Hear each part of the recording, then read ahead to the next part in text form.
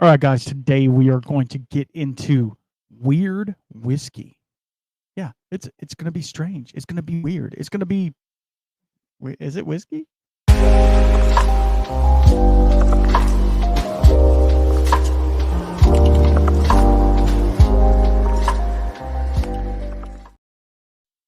All right.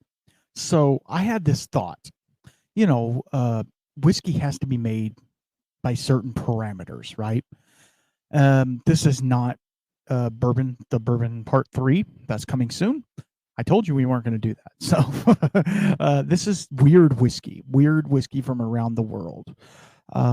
Most bourbons or whiskeys. Okay, let's start at the beginning. All right. Okay. Bourbon has to meet certain guidelines. Scotch has to meet certain guidelines. Irish, American single malt, even though the TTB hasn't done their thing. That's a whole different thing. Single Malt Frontiers and Germ from Freedom Malts just did a live stream, and they were talking about the laws the TTB have not put in place for American single malt, right? So, hold on. Sorry, I forgot to turn my recording light on.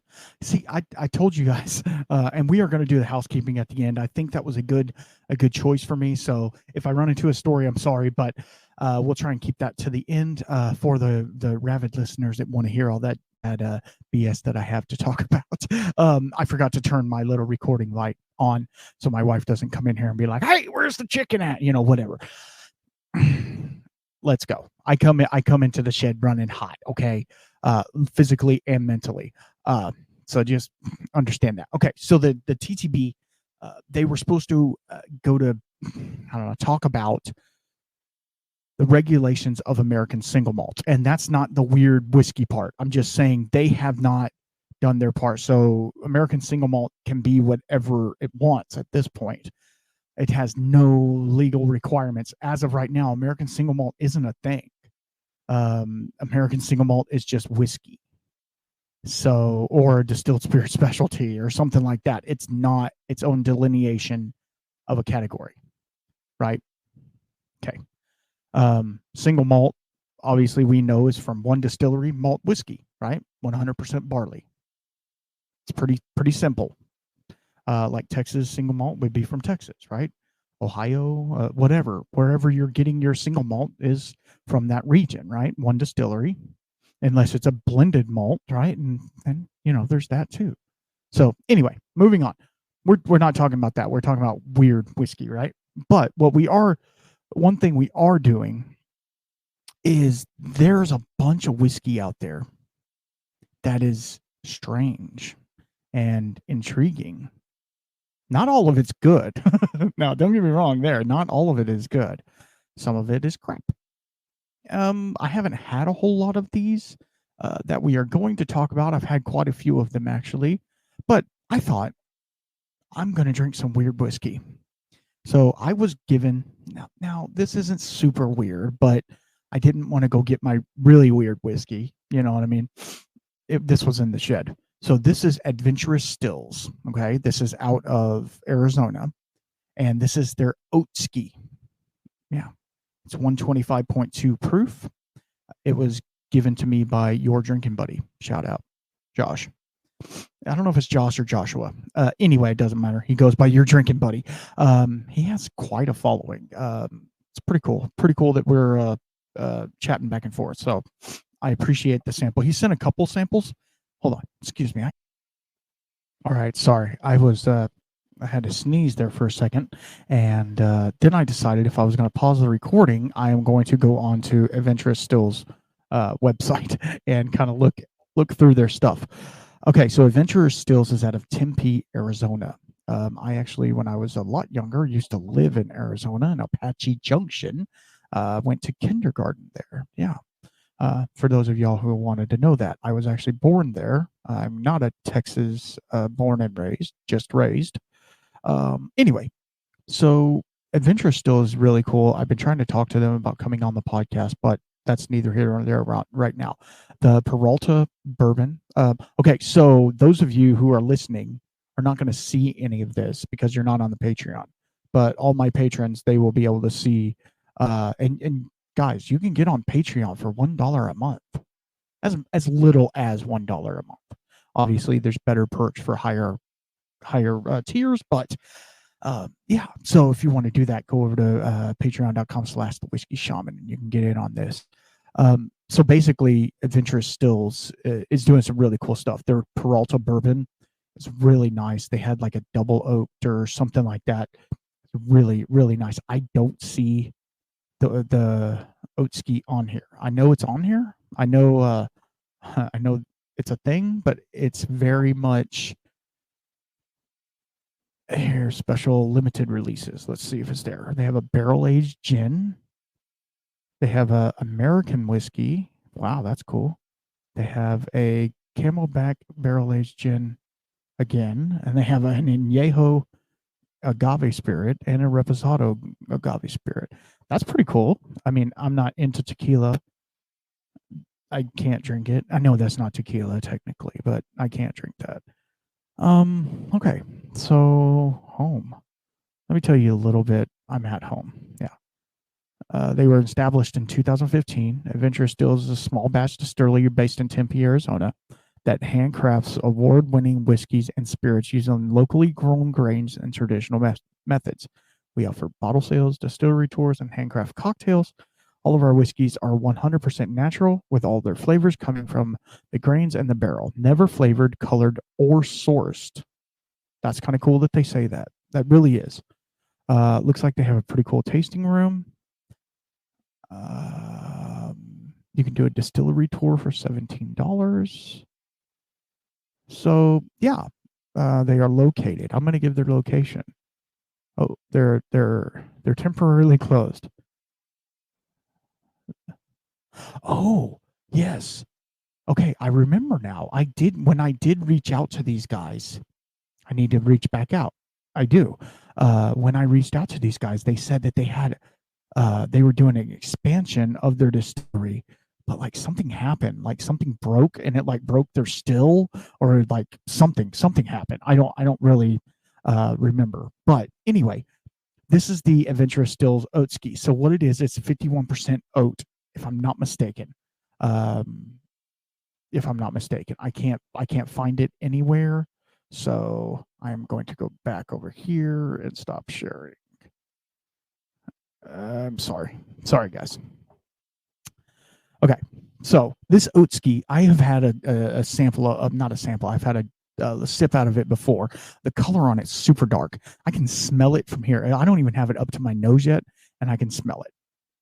It is like potpourri, cinnamon potpourri, you know. It's like kind of floral, but it smells like fake floral. Almost walnut. Some I use the term waxy walnut. Yeah, you get what I'm saying. You ever eat? I don't care for walnuts personally, but whenever you eat nuts, you get that kind of waxy film on your teeth sometimes.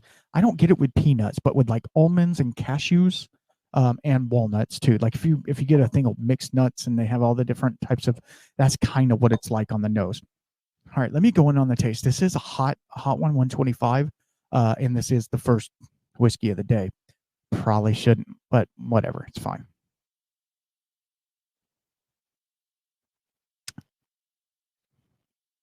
Ooh, that's spicy.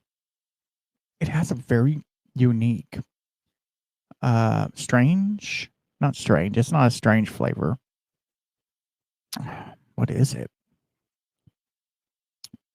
Seaweed, kind of seaweedy. Mulchy. It's not horrible, but it's not great. Out of 10, I would give it maybe a 5. Yeah. Now, I'm saying that I haven't sat down with this. I probably still have a 1/4 ounce left that I'm going to keep. I haven't sat down with this. I haven't put it on an ice ball. I haven't done any of the things. The only times I've had it is I wanted to try it because obviously it's very interesting, right? Oats, obviously it's still a grain. So it is still legally whiskey. So let me give it another knock. So when I said it was a little early, I was actually going to record this episode this morning. I was going to wake up early because it's hot, man. It's 100 degrees outside. I'm in the shed, but here's the deal. Here's what happened. Actually, no, I'll get into that on the end. But I decided I need to do it today because I got next weekend is a crazy weekend. I have to do my continuing education, and anyway, long story. So on the second sip, it is better. I would give it a 6 now. On the second sip, it gives me a cinnamon hard candy, where it's like sweet cinnamon, not like Red Hots, but like those ones that you would get at church or you would get at your grandma's house, and they're like, they're like the peppermints, but they're cinnamons. It's not mint. Well, is it minty? It's a little minty too, so it might be the cinnamons, where there's cinnamon and mint mixed together. It might be on that. Okay, enough talking about this whiskey. I think this was a limited release that they do once a year, once every couple of years. Would I pick it up if I was there at the distillery? Probably. Is it worth you guys saying, hey, I want a sample of that? Probably not. This is for, not to say y'all's palate isn't ready for it. I'm not saying that. Don't shoot me. What I'm saying is this is a wild ride whiskey. This is not a whiskey that you sit down and enjoy, right? I'm actually going to take one more sip and pour the rest of this back into the sample. Yeah. Not that I don't like it. It's not jiving with me right now today, okay? On the nose, it's that pulpery again. It's not bad. It's not bad. That is the smallest amount of whiskey. It literally just melted on my tongue. Now it's oh man, what is it? What is that taste? I mean, I know the taste of it. I can't get it, right? What is it?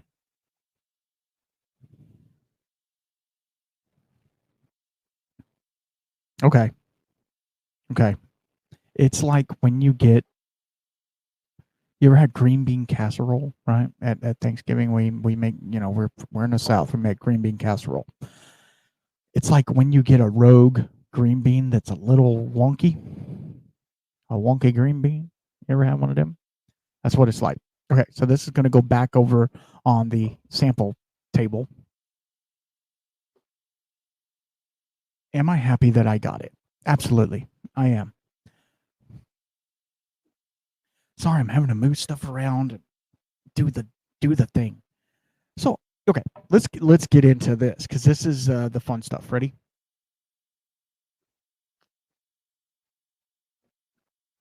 Sorry, I gotta drink a bunch of water. It's hot in here. Okay, so I am going to talk to you about a whiskey that is pretty cool. I think. I think it's pretty cool. Let's get into it. Ready? All right. So we are going to talk about Flóki. Yeah, you knew it was coming. This is Flóki Icelandic whiskey. All right, so I'm going to read you a little bit about Flóki because I'm probably never going to come on the podcast because, anyway, I can't say that. We had Tobias from Denmark. You know what I mean? So maybe. In 1868, a Viking ship sailed from Norway searching for a fabled island in the North Atlantic Sea. Their courageous leader was Flóki, called, nope, not going to say Harnrif Flóki, because of the ravens that he carried with him. These ravens led him to an island near Iceland, where he became the first known settler. In his honor, our whiskey carries that name. Since 2009, our humble goal was to make a quality spirit using local ingredients. Yeah, I think they're in Iceland. So, using barley harvested from Icelandic soil, combined with world famous Icelandic spring water, we've crafted Flóki's recipe. Craftsman, blah, blah, blah. We painstakingly adjusted tests. And our first barrel, they had a gin and an aquavit. Both are award winning. Okay, so that's not really the what I was getting at. So Flóki. Oh my gosh. Let's go. I'm sorry. I went too far. So where is it at? The products. Sorry. So they have I was at it. That is so weird. Yeah, this is the one. This is the one that this is the weird one. I mean, yeah, it's weird that they're making whiskey in Iceland, right? But this is what is the weird part about it. Flóki, single malt, sheep dung smoked. Yeah. Wow. Get ready. I don't know if anybody's ready for this. Our Sheep Dung Smoked Reserve is truly a unique smoked malt. Here we apply our old tradition of Icelandic smoking style using sheep dung to smoke the barley. For centuries, Icelanders used this smoking method to preserve their food and heat their homes. To this day, they do it as a tradition to a food preparation and in malt crafting. The result is a truly unique whiskey with complex flavor, sweet, smoky notes that complement the intense flavor of the Icelandic barley and the rich, lingering aftertaste that brings you back to the farm that you worked on a decade ago. Flóki Sheep Dung Smoked Single Malt is handcrafted from 100% locally farmed Icelandic barley, smoked using traditional Icelandic methods and materials. It's a single barrel of whiskey aged for 3 years in ex-Flóki young malt barrels under the base of Mount Helga. Sheep Dung Smoked Icelandic single malt is available at duty-free stores in Iceland, most local liquor stores in Iceland, and through our distributors worldwide. What the heck? Okay, so I don't know if I have had this. I don't know. You know, I get to go to the whiskey vault whenever I want, but I haven't been in a long time, since November actually. And I'm not certain if they have that there. So if anyone listening has Flóki single malt sheep dung smoked, I would really like for you to send me a sample of it because I would love to sample that. Okay, I'm not going to say I would love to sample it.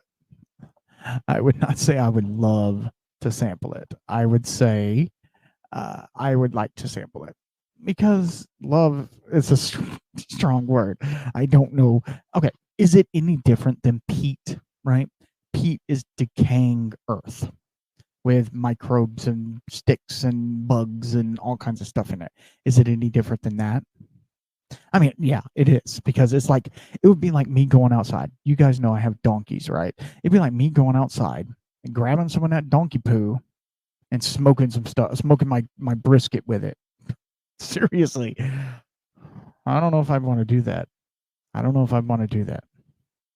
But then again, you never know. It's a very unique taste, isn't it?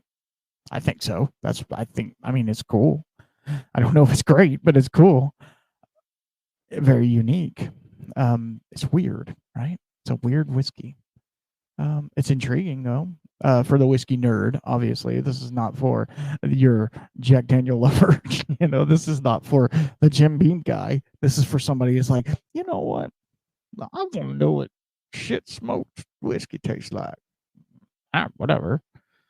not my deal, right? Okay, so I went to Wiki.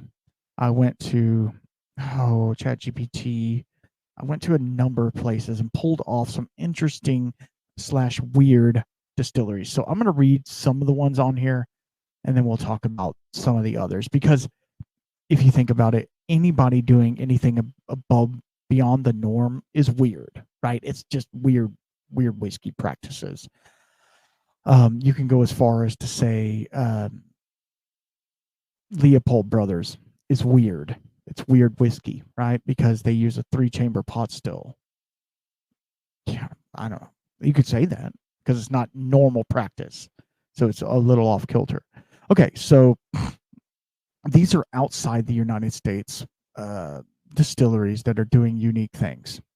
And if I butcher any of these names, I'm very sorry.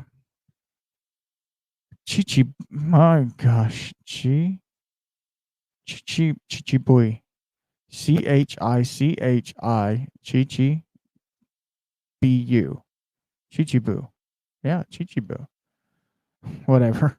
Uh, they are a small distillery. They're known for their traditions, yet innovative approach. They use Mizunara oak casks, which imparts a unique flavor. They also use short fermentation times, and they have different types of yeast that they use, and their malting technique.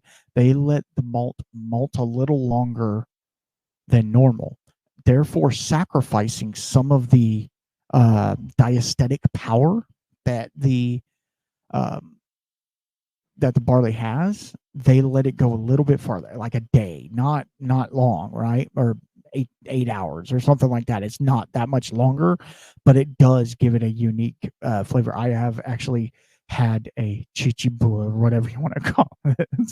I'm sorry. I love you guys. It's very interesting. Just a little bit different. You could call it weird, right? Okay, the next one, I know this one.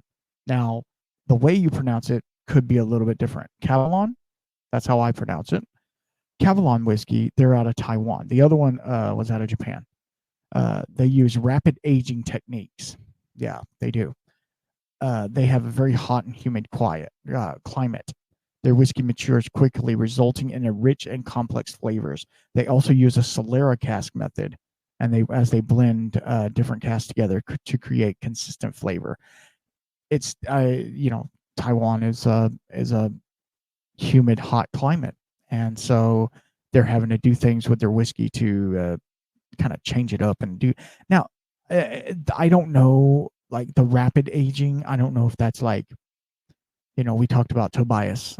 You knew that he was going to come up, right?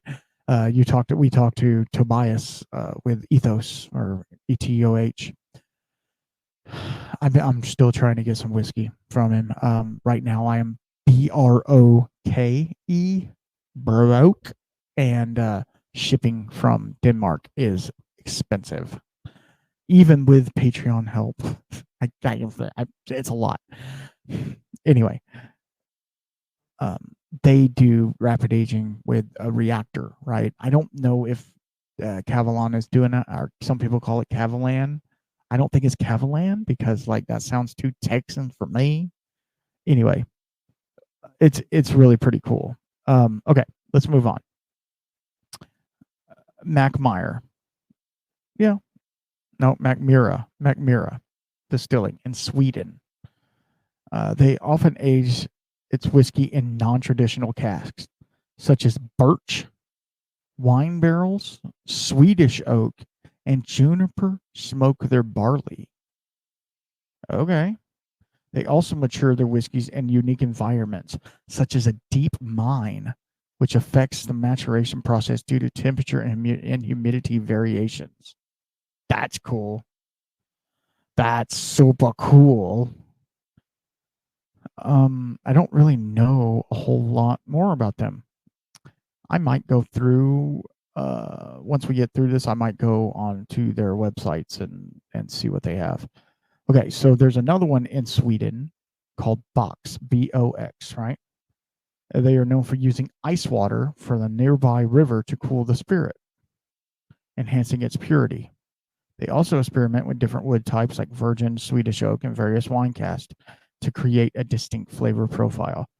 Now, are they using the ice water to cool the distillate down? When they distill it, like in their condenser, or are they using it actually in the when they're blending or proofing?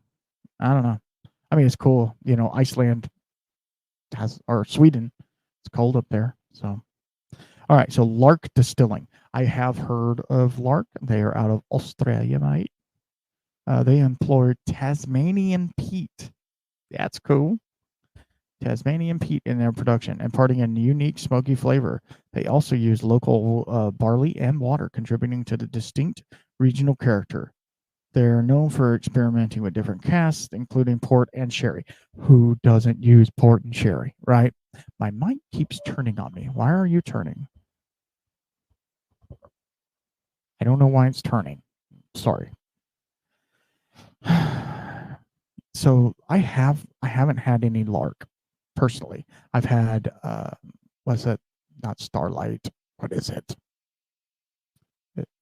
Is it Starlight? It might be Starlight. No, it's not Starlight. Starward. Sorry, I had to get a drink, and right when I got a drink, it came to me. Starward. I was able to pick up a rosé wine cask finished. Yeah, I don't know. I'm gonna jump into that pretty soon yet. Okay, Amroot. No, Amroot.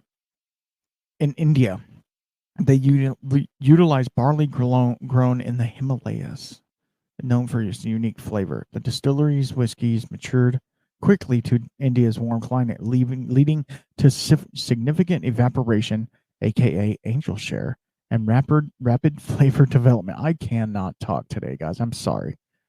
They also experiment with different finishes, such as rum and sherry cask.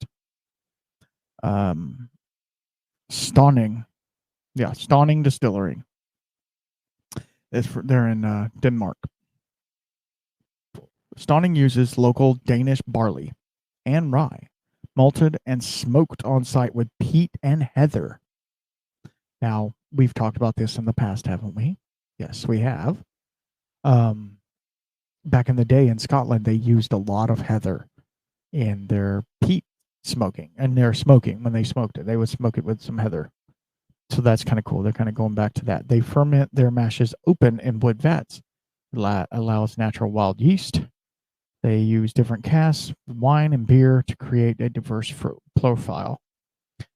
That's kind of cool. And I'm sure there's a whole bunch. I mean, there's distilleries all over the world doing some really cool stuff, really unique flavors and stuff like that. Speaking of unique flavors, you know what we haven't dipped into in a minute? And I don't know. I mean, I know I've talked to y'all about this. We have not dipped into the old-fashioned mead. No, we haven't. So I'm going to pause real fast. I'm going to go get a sample. It's still aging in the barrel. I want to get a sample to kind of see where it's at live with y'all right now. Just give me 5 seconds. I know. You're probably like, that's not weird whiskey at all. No, it's not. But the color on it, it's a little cloudy. Not gonna lie. As you can see, the Patreon can see in the background right now, my wine thief. Yeah. That was given to me by Ozark Stillworks. Wayne Herbert over there, he's a pretty amazing guy, and he gave me that. He said, this is what you need when you want to dip into your Badmo barrel, your Infinity barrel. You just use this wine thief. It's like a real wine thief, only it's mini sized. So go check out ozarkstillworks.com, I think, or I think he's on Facebook or something. Go look for him. Anyway, so this is, if y'all don't remember, this is the old-fashioned mead that we made months ago. So basically, it was a basic traditional mead with a lot of orange peel in it, and then I let it ferment, and it totally did its fermentation. But remember, it got really cold, so I don't know if it stopped the fermentation or not, but it was still at like 14% alcohol, so pretty good. Then I put 1 jar of Luxardo cherries. Yeah, the entire jar, syrup and all in there. And then we let that sit for a little while. And then I ended up putting an entire liter. Yes, an entire liter of Wild Turkey 101. Yeah, I know what you're thinking. It came out to 22.5% alcohol. So shelf stable, right? And let's get into the nose on this thing. I'm just excited to drink it. That's all. Oh, it smells like butter bread. Me and my wife were just talking about this earlier. It smells like butter bread with some jam on it. Super bready. I don't know why. Hopefully it didn't. I mean, it wouldn't have fermented anymore. Wow, that's really cool. The color needs to clear up a little bit. I might have to pull it. I'm gonna let it sit for the rest of the summer, which is probably another month or so, and then I'm gonna pull it, put it in it's just enough for 1 bottle, so minus this a little bit. I'm going to put it back in the bottle and let it sit and clear out. I don't think I'll put it in like a secondary fermentation vessel, but it's going to need to clear out. And then I'll get some samples over to the Patreon. Oh, I said that. Yeah, I did. Okay. So you guys hold me up to it because I'll forget, please. Let's get in on the taste.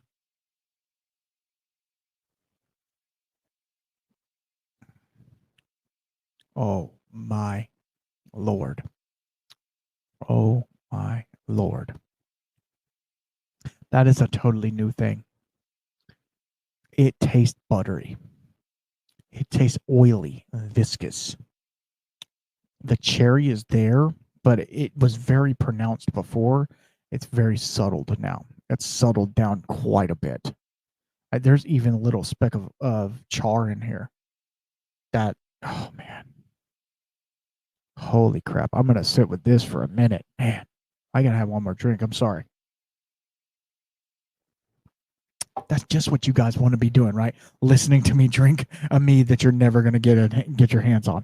Okay, so let's talk about some American distilleries that are doing unique things. We've already talked about Adventurous Stills, and one of the other ones that we can talk about, which we've already had on the podcast, and they are doing amazing, and I mean amazing things, is JT Mellick. JT Mellick is making 100% rice whiskey. That is fantastic. Fantastic. You guys already know it.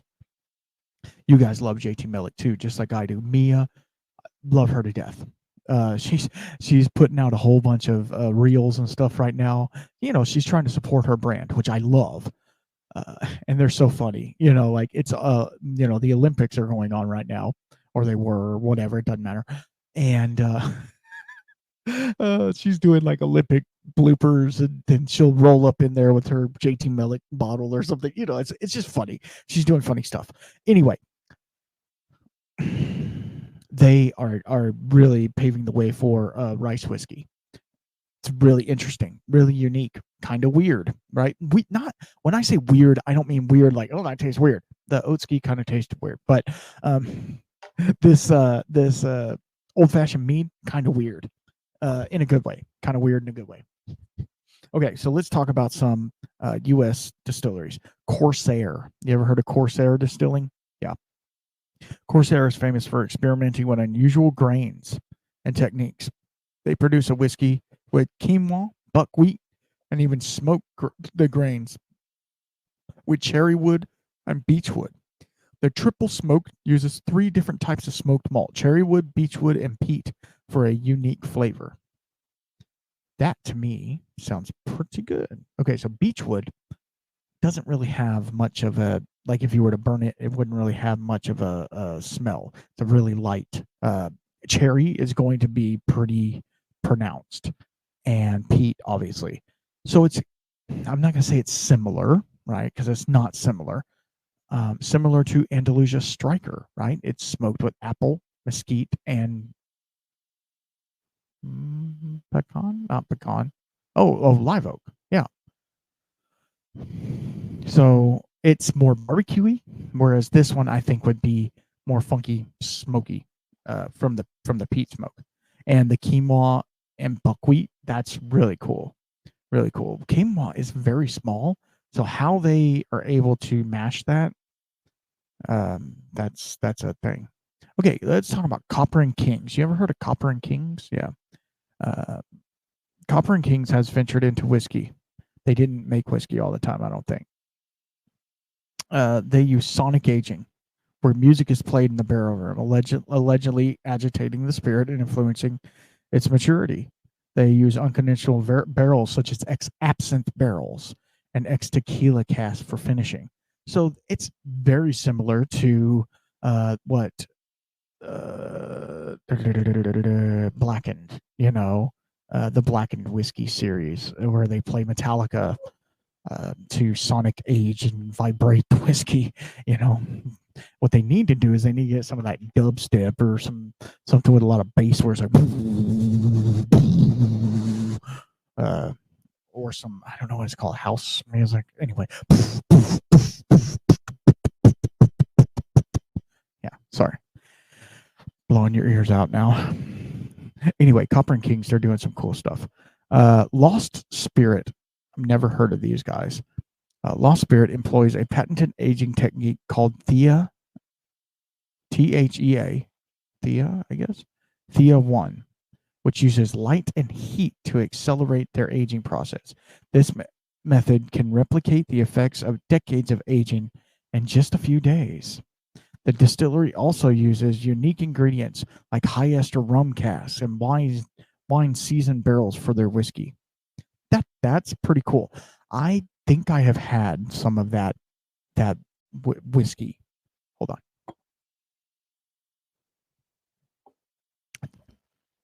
I got a hair in my mouth. I think I have had some of that whiskey.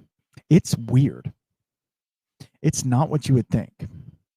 I don't think I liked it. But I have slept since then, so I don't know. Westland in Washington.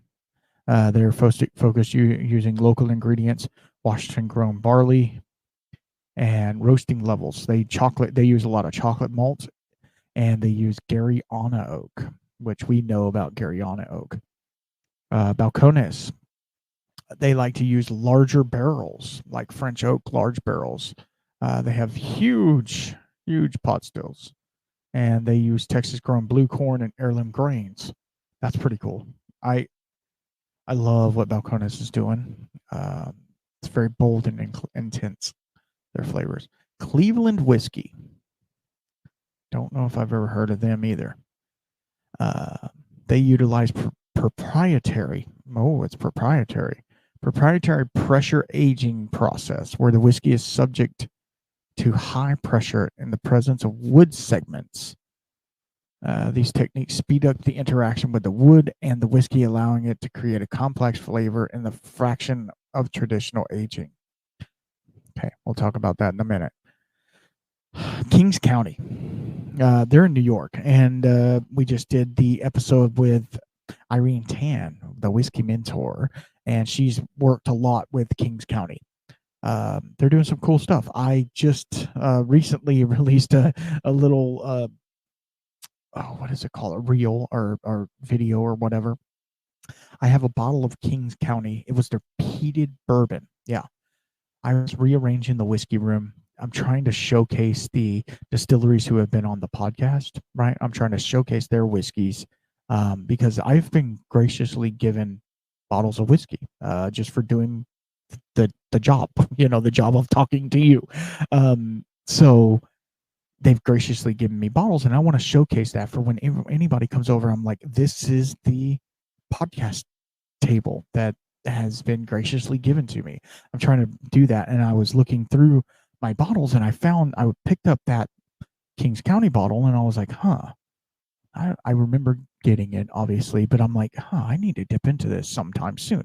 So I was looking at the label, kind of just seeing what the ABV or the age was, and I was like, so I went to put it back, and I was like, why is my hand wet? Yeah, the cork was leaking. It was sealed with that plastic wrap, it was leaking through that. Only when you dumped it upside down, obviously. So I had to recork it, which means I had to open it, which if I'm going to open it, guess what? I'm going to have a dram of it. So here is the cork in my hand right now. It's a pretty cool cork. It has like a metal topper on it, but it's a regular cork. It's not a synthetic cork, and it just would not seal. And it's squishy in my hand. Don't like that. But I don't think the whiskey was oxidized. If it probably was a little bit, not going to lie, but not that I could really notice. So just check your corks. That's the PSA for the life that we live.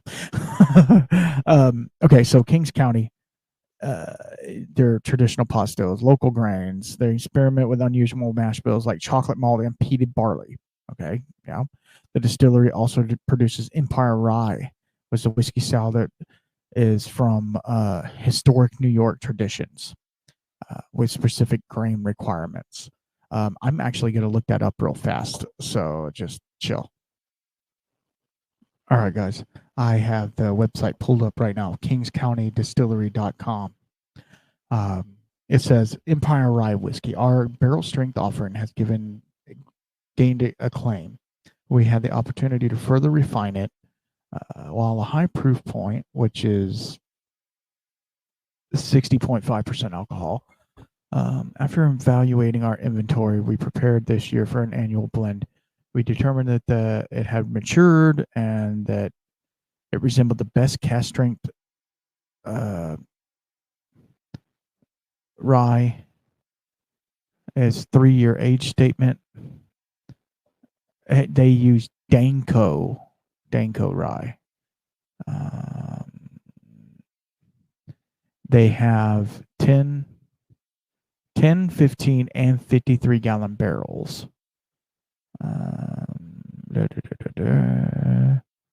Age 3 years and 6 years. So it's a minimum of 3 years, as much as 6 years. So yeah, it sounds pretty good. Danko rye. I don't know if I've ever had Danko rye. I've had a lot of Abruzzi and other ones like that. So yeah, so that's some of the ones. Now there's obviously 10,000. Like I can talk about. They're not even online yet, but I could talk about Old Homestead, where Alan Bishop is now working. He's already, the first thing he made was a sunflower moonshine. He calls sunshine. Like, what are we doing? Yeah, he used actual sunflowers into distillation. He malted the sunflower. Yeah, I know. Do you want to talk about weird? That's weird, but so cool. Let me get out of here. Sorry. Stop the sharing. Quit caring. Do. Okay, so that's all my como se llamas. Oh no, there's this. This was debunking myths. We're not going to talk about that on this one. We can do that on the next episode. Stick around for the next episode. Oh, I was going to look up another one of those distilleries. What was it? Box? Was it Box or Stauning? Yeah, I think it was Stauning. All right, so Stauning whiskey. Had to go through all this BS. You know how that goes. Are you 21? Are you do? They do floor malting.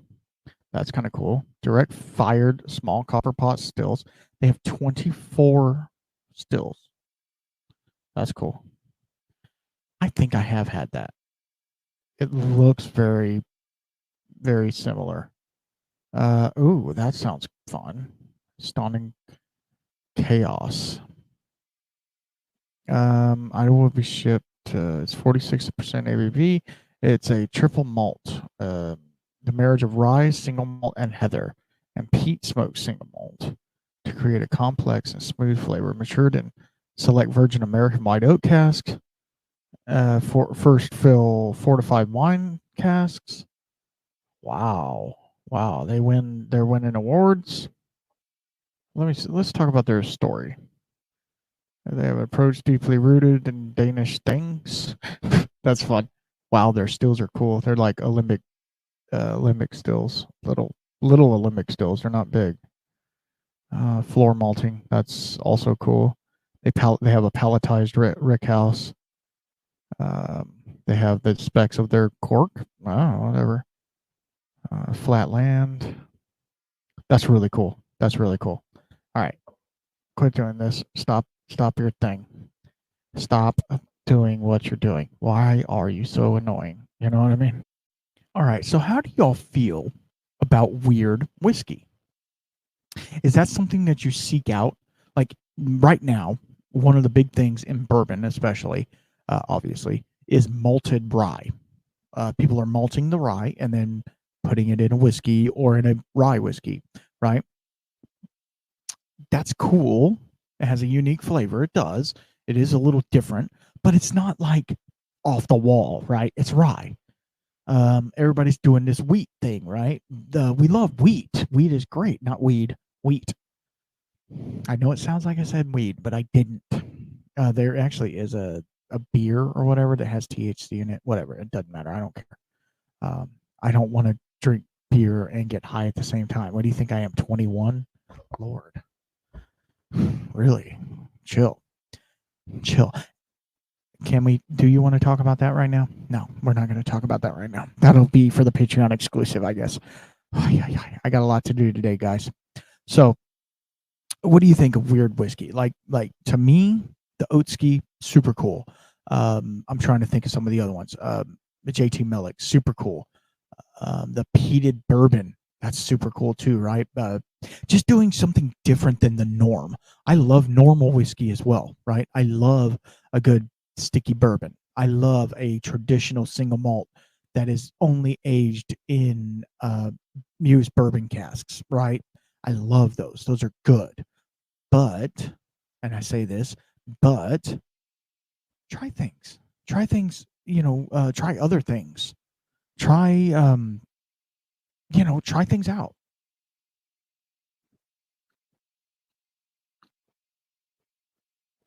Brother, it is hot in the shed. I'm gonna have to get out of here in a minute because it's warm. It's warm.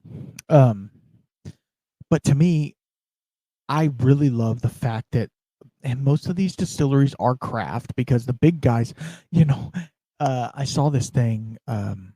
Is it Heaven Hill? Yeah, Heaven Hill is doing their experimental series where they're like, this is a wheated bourbon. Mm-hmm. This is a rye bourbon.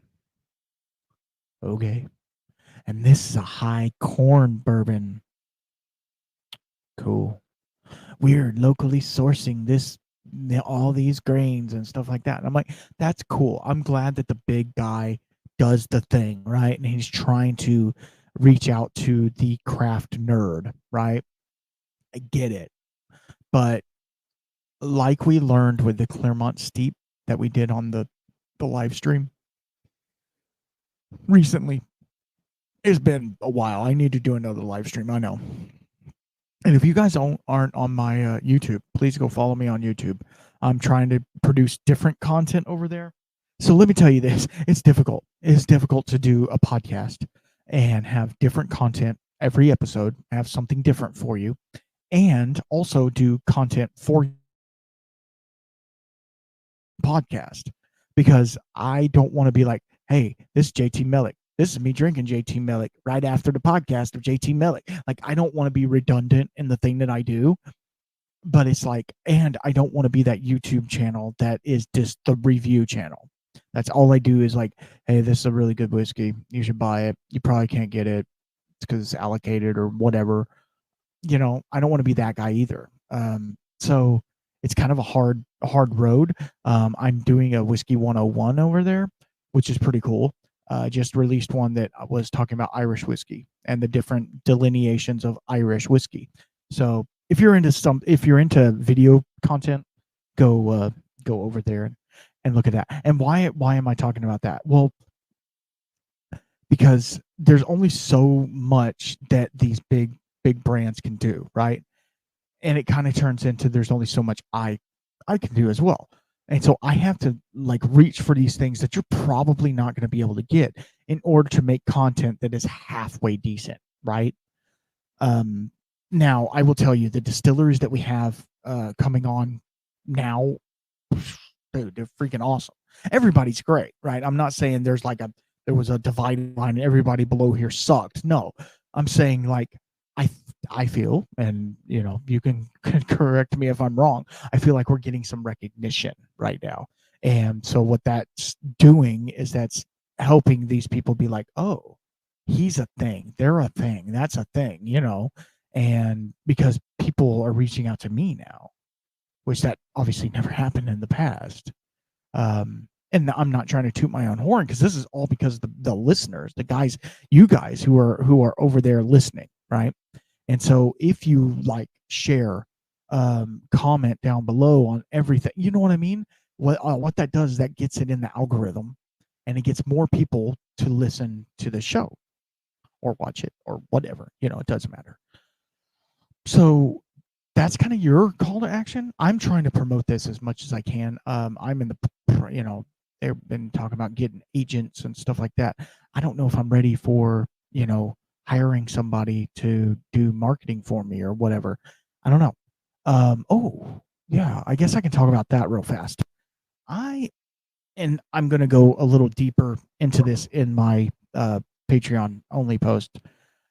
So those of you who know me know that I'm a plumber by trade, right? I own my own plumbing business, and I was doing a job, a tile guy, right? I don't know, whatever, doesn't matter. He was doing a job at somebody's house. Obviously, he was replacing the tile in the shower, and he wanted me to go over there to disconnect all the plumbing fixture, in the shower, take it off, and then when he finished the tile, come put it back on. Easy job, right? Super easy. Well, I get over there and it's not as easy. There's a thing mounted to the wall, and it's this big, big old thing, rain head thing. Anyway, wasn't a big deal, right? So I take it off the wall, and the owner's wife is in there, and she's talking to the tile guy, and she's like, "Hey, did you listen to that podcast I sent you?" And he goes, "No, haven't listened to it yet." Blah blah blah. And he said something about, "I'm really interested in what your husband has to say."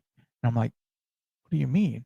And I said, "Oh, you guys have a podcast?" And she kind of laughed, and I was like, "Oh, okay. Am I not supposed to know what's going on?" So basically, the people's house that I was at, the guy, I don't know if I can say his name on here, so I'm not going to. He is known as the Pod Father. I don't know if that's self-proclaimed or if it's true. I looked the guy up, so you can do the same. I looked the guy up, and it said on his Wikipedia page, which, take that for what it is, that he was the one who invented podcasting. Yes. And I'm over here working in his shower, right? Now, starstruck, no, he's a normal dude. He came in there. He actually asked me about the podcast, and he asked me about, how it's going and blah blah blah. And I'm like, I'm a dude. I'm doing a thing, and it's fun, but I would like to do this more and only do this and not be out there breaking my back, doing the plumbing. You know what I mean? And he said, "Man, I could maybe help you with that." I said, "I take what I can get right now." I said, "But here's the thing. Here's what you need to know. I ain't got no money, okay? I'm doing this I bought the damn microphone off the Amazon. You know what I mean? It's not the good one. It's the goodest one I got, right? But I got it off the Amazon, and I'm using my caputi. You know what I mean? I had to put on layaway to get the caputi. So, needless to say, I can't drop a whole bunch of money because I got to eat. But, I like to eat. So, I got a family. I can't spend thousands of dollars on a podcast, in hopes that it's going to do something. So, okay. There's that. I thought that was kind of cool. I don't know what y'all think, but also I don't get starstruck. I've met many a celebrity in the past, right? Whiskey celebrities too, the first time, and I mean, I guess they're celebrities in the whiskey world, but the first time I met Rex and Daniel of the Wizard Academy of the Whiskey Vault tribe, whatever, I was just like, "Hey, what's up?" Like, they're just dudes playing dudes. You know what I mean? Like, it ain't no thing. You know what I mean? I've met quite a few people that are famous. Basketball players, and who did I see? Marilyn Manson. I saw Marilyn Manson at a record store. That was back in the day. Obviously, it was a record store. Who else? Cuba Gooding Jr. Some other people. Anyway, Tommy Lee Jones. Yeah, Tommy Lee Jones. What's that guy's name? Sandman from the Spider-Man movies with Tobey Maguire. That guy. He actually lives in my town. So I did some work at his house, and some other pretty like famous golfers, because there's a huge golf resort here. Hal Sutton. I don't know if you've never heard of him. Um, um, what's his name? McGuire, not Jerry Maguire, but anyway, the baseball player. Anyway, got to see him one time. Charlie Kirk. Yeah, yeah. I don't lean that side, so don't worry. But yeah, I've got to meet a bunch of people, luckily, and yeah, it's really cool. And then I say all that to say I say all that. Wow, that went off on a tangent. I'm sorry, but like, it's really cool to be able to do the things that I do, right? And I want to continue to do this for as long as I can, as long as I can have breath and talk, right? I want to continue to do this. But sometimes it has to get weird. We got to get into weird whiskey.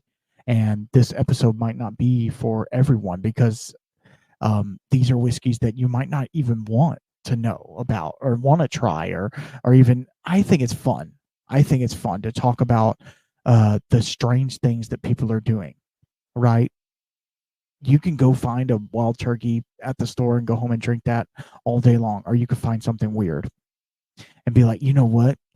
Okay, here's another weird one, right? Chattanooga whiskey. I don't know if you've ever heard of them. They're out of Tennessee. They are doing a whiskey, and I don't know. I think it's a single malt. They are peating a single malt, right? And then peating a bourbon, maybe? I don't remember. Peating a single malt, peating something else, and then they are you putting it in Isla barrels, peated Isla barrels. So it's called triple peat, and there's 3 types of peat going in there, and so like that to me is super cool. That's super cool. Weird. I mean, weird, right? Super weird, but also really cool. I'm glad that people are doing stuff. They're not just making their pappies whiskey. You know what I mean? Yes, stay in your lane, make a good whiskey. I'm not saying that. Don't be so fringy that we're getting it back. We're getting back into it. Don't be so fringy that you are just weird forever. Like, you're just, the only thing you do is weird stuff, right? Like, look at Andalusia, and I know I talk about them all the time, but shut up. Listen, Andalusia makes a triple distilled whiskey, light, approachable, easy to drink, right? It's a whiskey drinker's whiskey, right? Then they make the Revenant Oak, which is a peated single malt. Okay, cool. That's not off kilter, right? Then they make their Striker, which they smoked single malt, but it's not smoked with just mesquite, right? So like, it's different, but it's not so different that it's like, oh God, what is that? You know what I mean? And then they do other ones like the Polidoro and the Bottle and Bond that are just normal malt whiskeys, right? They're not normal, but you know. And then you look at somebody like Iron Root, right? Iron Root Republic. They're doing bourbon. They're doing bourbon their way. Okay. But they're also using heirloom corn, red corn, blue corn. They just did a purple maize that they're going to do a special release of in like 5 years. Anyway, whatever. That's the thing. Like, try different things. Balcones is doing their Mirador Eclipse, right? Oh my God, it's so good. So good. They use different wine yeasts, right? Just that, just changing your yeast strain makes a difference. You know what I mean? Like, changing one little thing in the process makes it different and makes it weird, right? Weird in a good way. This is so different. That's what we want to be. We all want to be. We don't. I mean, you might. I don't know. I don't know what your preferences are. I don't want to fit in with the crowd, right? I always go the opposite way. I swim upstream. I'm sorry. I just do. So I don't know. I just want for more, I guess, out of life. And these distilleries are doing the same thing. They are trying new things. and trying different things. And you know what? The fact that the owners, like we've talked with multiple people now, that their owners, if they're not the owner, their owners let them play, like with Davin over at Real Spirits. Like they just let him do something and be like, hopefully it's good. I don't know.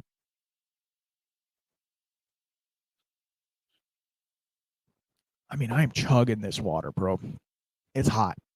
I'm losing it out my pits just as fast. Wow, I'm sorry. I was uncalled for. Shouldn't talk like that to elderly people. Anyway, I don't know. I don't know what you think of weird whiskey. How does the weird whiskey make you feel? I'm gonna look back here real fast, and see if I can find another weird whiskey. I'm not gonna drink it. I just want to talk. All right, guys. I don't know if y'all remember the episode we did with J.J. Jackson. You know who I'm talking about? He was on the Moonshiner show. Great guy. I love JJ to death. He's good people. Well, I don't know if I'm supposed to be showing you this, but you're going to get an exclusive right here. He sent me over some samples of some stuff that he had made. And they're all clear because, JJ likes to have, he doesn't like to use oak, even though he's doing an oaked outpost. So stay tuned. I don't know. This is a triple malt. So it's 3 different malts. Super cool. Super weird, right? But super cool. And then the last one. And then I got to get out of here because I got another video to record right now. No. Is Old Ingram. You ever heard of them? Look them up. Excuse me. I burped in the mic. They actually aged this whiskey on a riverboat. Mm-hmm. And they go up and down the river with it. I haven't opened it yet. It's just a little sample that I got from Bonnie. Thank you, Bonnie.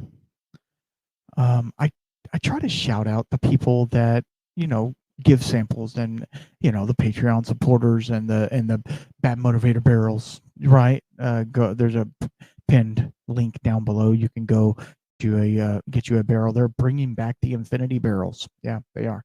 A second round of Infinity Barrels. If you want to get one of those, our Infinity Barrel is doing amazing. It's that heat is getting to it, and it's gonna be freaking awesome. Go check them out. And my buddy Zach over at C. Smith Whiskey and Mixology, he'll be pinned down below too as well. Go check him out. He's doing cocktail curations. He just had a big event that he did. He's doing some cool stuff, distillery tours, stuff like that, curated cocktail menus, whatever you want, he can do it. C. Smith Whiskey and Mixology. And yeah, just think about weird whiskeys and think about what they are doing different and what they're bringing to the table, right? What are they bringing to the table for you? Because I feel personally that, yes, I love normal whiskeys. I love all those things.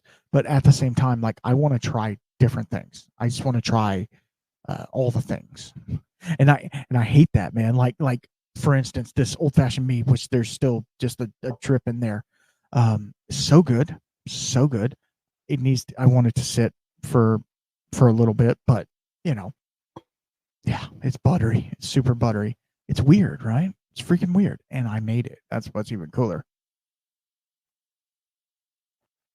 Totally legal to make mead and wine and stuff like that. Super cool. All right, guys, I got to get out of here. I love you. Thank you very much. Y'all be good. And think about sharing this with somebody. You don't have to share this episode, but share an episode with somebody. Say, hey, you want to learn about real spirits? Here they are. I thought that episode was really good. Davin has a lot of knowledge and a lot of, he brings a lot to the table. And, just look out for the ones coming up. All of these are bangers. They are bangers. And I can't thank y'all enough for sticking with me and hanging out. And I'm enjoying this. I hope you guys are too. And until next time, keep your spirits up.